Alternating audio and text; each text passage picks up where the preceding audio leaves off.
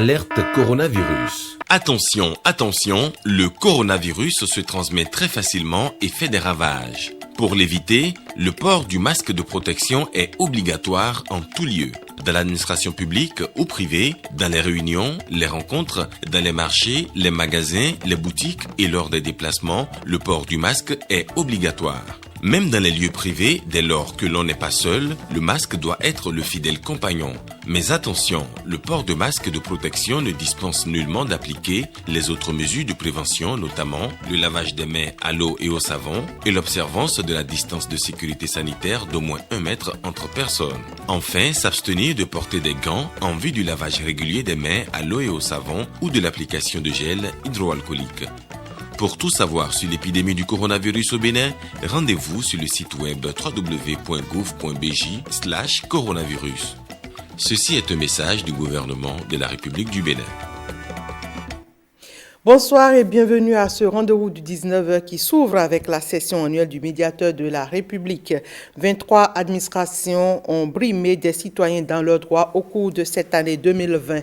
Le médiateur de la République en a été saisi et se penche depuis vendredi dernier sur le cas. Un total de 234 dossiers seront ainsi examinés au cours de cette session annuelle du médiateur de la République qui va durer une quinzaine de jours. Le reportage est signé Brice Hongbo et Fimé Bassao. C'est par un téléfilm sur le rôle et l'importance du médiateur de la République que responsables de l'institution et invités de marque ont démarré la session. La session annuelle du médiateur de la République, un creuset qui se veut un rendez-vous d'échange avec les administrations saisies suite aux réclamations des citoyens. Au cours de la session 2020, 207 dossiers sont concernés et 26 administrations auront des séances de travail avec nous pour éclairer telle plainte des citoyens qui n'ont pas d'issue, telle réclamation qui ont besoin de solutions justes et équitables selon l'article 8 dont il a été question tout à l'heure. Nous avons sélectionné aussi 18 structures administratives qui portent des sujets qui nous reviennent avec une certaine régularité et certitude. 794 plaintes en 2019. Nous en aurons vraisemblablement, ou peut-être un peu moins, en 2020. C'est grâce à vous. Mais nous avons la certitude qu'avec votre étroite coopération, nous donnerons satisfaction à nos concitoyens qui ont le plus besoin de vous et de nous pour mener une vie décente et honorable. La présente session annuelle connaît une innovation avec l'étude des dossiers thématiques qui constituent des cas d'autosaisine du médiateur de la République, des actions qui forcent l'admiration des autorités locales.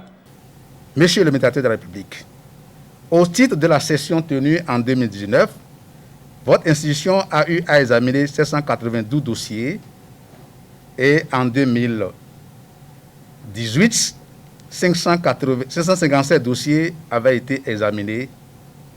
Vu l'avalanche des dossiers examinés à chaque session l'importance de votre institution n'est plus à démontrer. Et tout à l'heure, je me suis focalisé sur les statistiques, mais j'ai suivi à travers le téléfilm le témoignage vivant et éloquent des différents requérants.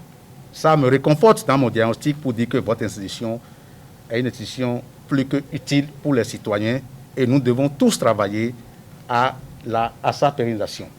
A souligné que certaines demandes d'intervention du médiateur de la République restent parfois sans réponse de la part de l'administration incriminée. Pendant ce temps et depuis ce même vendredi, l'université de Parakou, et ce pour la première fois de son histoire, organise des soutenances de thèse de doctorat en droit privé. Une initiative de l'école doctorale des sciences juridiques, politiques et administratives qui entend mettre sur le marché de l'emploi des docteurs en droit de l'enseignement supérieur. Jusqu'à Apovi. Nous voudrions remercier tous les professeurs membres de notre jury et Monsieur le Président ici présent C'est une première à l'école doctorale des sciences juridiques, politiques et administratives de l'Université de Parakou. Cette entité de la deuxième université nationale du Bénin sort sa première promotion de docteur en droit privé. Nous sommes heureux que l'Université de Parakou puisse aujourd'hui être habilitée officiellement à présenter des docteurs qui vont devenir les fers de lance de la production du savoir dans le domaine des sciences juridiques, politiques et administratives à l'Université de Parakou et dans le monde. Et mesdames et messieurs les récipiendaires, c'est un honneur pour nous de vous compter parmi les premiers docteurs de l'université. Vous êtes le fer de lance d'une chaîne désormais ininterrompue. Sachez que le développement d'un pays n'est pas possible sans la production d'un savoir capable d'impulser le développement. Sachez que le titre de docteur que vous allez revêtir n'est pas une panacée, c'est une responsabilité pour désormais produire les solutions aux problèmes spécifiques à notre environnement, à notre nation, à notre pays, pour que nous puissions nous aussi compter dans le Conseil des Nations parmi les pays les plus cités. La production, la transmission et la conservation du savoir sont les trois facteurs qui caractérisent l'enseignement de qualité dispensé dans cette école à travers la recherche scientifique. Dans une université, le plus grand diplôme, c'est le doctorat. Et c'est ce doctorat qui permet d'enclencher le processus de l'enseignement. C'est pourquoi je crois que cette soutenance ne sera pas la première ni la dernière. Ce serait la suite de plusieurs soutenances pour permettre l'épanouissement intellectuel de nos jeunes collègues qui veulent entrer dans l'enseignement supérieur. Et c'est sur cette note d'espoir que je déclare au nom du recteur de l'Université de Parakou et à mon nom propre ouverte la cérémonie, du moins ces soutenances qui auront lieu à l'Université de Parakou. Plusieurs soutenances de thèses sont prévues pour cette première édition. Des thématiques telles que la prise en charge des dommages de transport multimodal international de marchandises feront objet de débat. Un reportage de Giscard Fouvi et Docas Tito. Et justement, l'Université de Parakou affirme ainsi sa maturité et son savoir-faire. Elle a déjà livré 2 nouveaux docteurs. Ils sont tous entièrement produits de la faculté de droit et de sciences politiques de cette université. Suivons le point avec Kolaole Boniface Biao. 2 nouveaux docteurs pour l'Université de Parakou. 19 ans après son existence, la faculté de droit et sciences politiques accouche des jumeaux. 12 heures environ ce 13 novembre, le premier est annoncé. Le jury a accepté votre thèse. Le jury vous proclame docteur en droit. Marius Lucien Lalayet est son nom. Son thème porte sur la prise en charge des dommages de transport multimodal international de marchandises. 6h30 plus tard, l'annonce du second. Les membres du jury ont décidé d'accepter la thèse. Ilano Alfred Kwaku Kwasi. C'est la joie chez les impétrants. Je suis particulièrement heureux pour avoir été élevé au grade de docteur en droit et heureux pour avoir été le premier que l'école doctorale sciences juridiques, politiques et administratives de l'Université de Parakou a sorti. Ils rendent hommage à leur formateur. Entrer dans l'histoire, c'est toujours mémorable. C'est une grande joie. Et surtout, un mot de remerciement à monsieur le directeur de l'école doctorale, également toute l'équipe depuis le doyen, justement tous les membres de l'administration qui ont tout mis en œuvre pour que ce jour voie le jour. Une fierté pour la faculté qui les a formés. D'abord, un honneur et une joie pour l'Université de Parakou, et en l'occurrence la faculté de droit et de sciences politiques dont j'ai l'honneur de diriger depuis pratiquement 2 ans, d'avoir son premier docteur. Le mérite est pour toute une équipe assidue au travail. Ma satisfaction est grande, je suis très heureux, mais je dois surtout dire que c'est l'œuvre de plusieurs années d'efforts consentis par de très nombreux acteurs. C'est un sentiment de joie et aussi de gratitude envers les autorités ministérielles et rectorales qui ont créé le cadre pour que tout cela soit possible.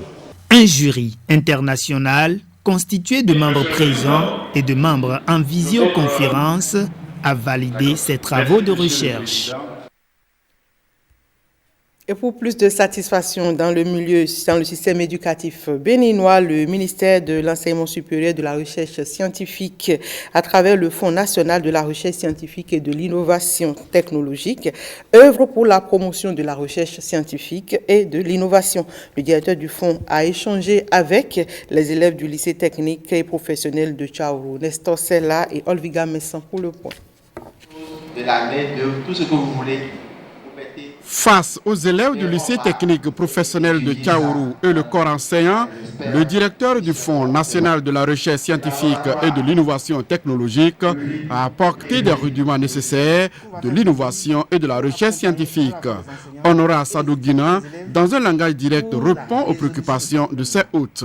Pour permettre que des préoccupations soient traitées avec les chercheurs et les élèves.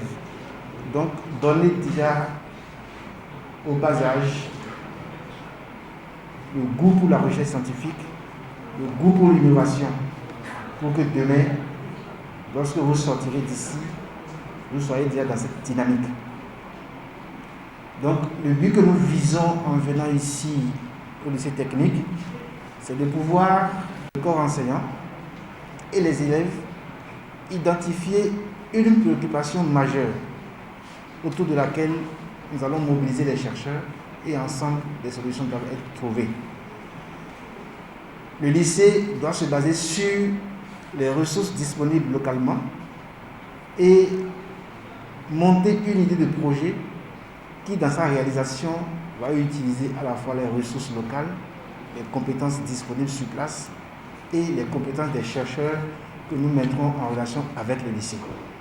Donc, ce qu'on va vous présenter tout à l'heure, c'est comment on arrive à bénéficier des financements du FNR-SIT. Il y a une démarche, il y a des procédures que tout le monde doit respecter puisque nous sommes dans le domaine public pour qu'à la fin, on puisse avoir des échanges fructueux qui puissent nous permettre d'avoir un partenariat de longue durée qui soit gagnant-gagnant pour tout le monde.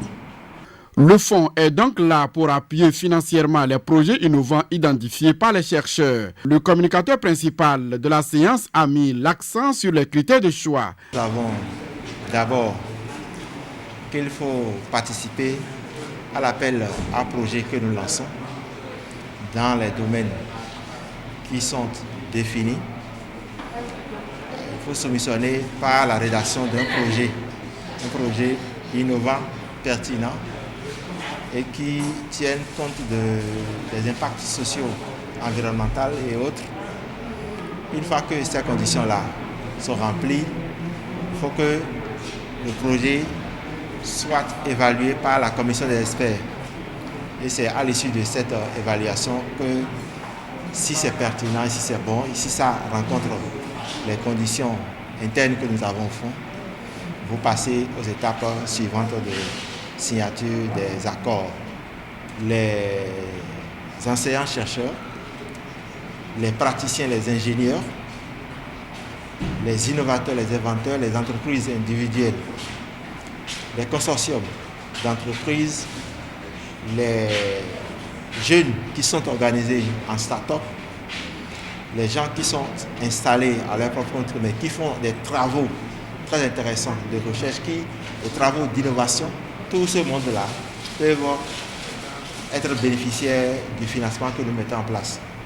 Cette séance d'aujourd'hui soit une séance qui vous apportera, qui vous permettra, en un mot, d'avoir une certaine application après, pendant et au cours de vos études ici. Dans ce lycée, il n'y a pas eu.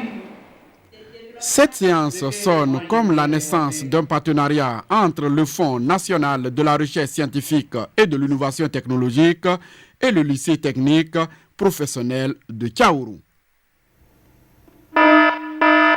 Alerte coronavirus. Attention, attention, le coronavirus se transmet très facilement et fait des ravages. Pour l'éviter, le port du masque de protection est obligatoire en tout lieu.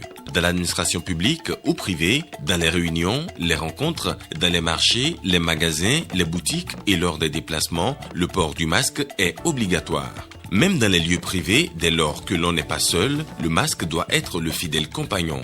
Mais attention, le port de masque de protection ne dispense nullement d'appliquer les autres mesures de prévention, notamment le lavage des mains à l'eau et au savon et l'observance de la distance de sécurité sanitaire d'au moins 1 mètre entre personnes.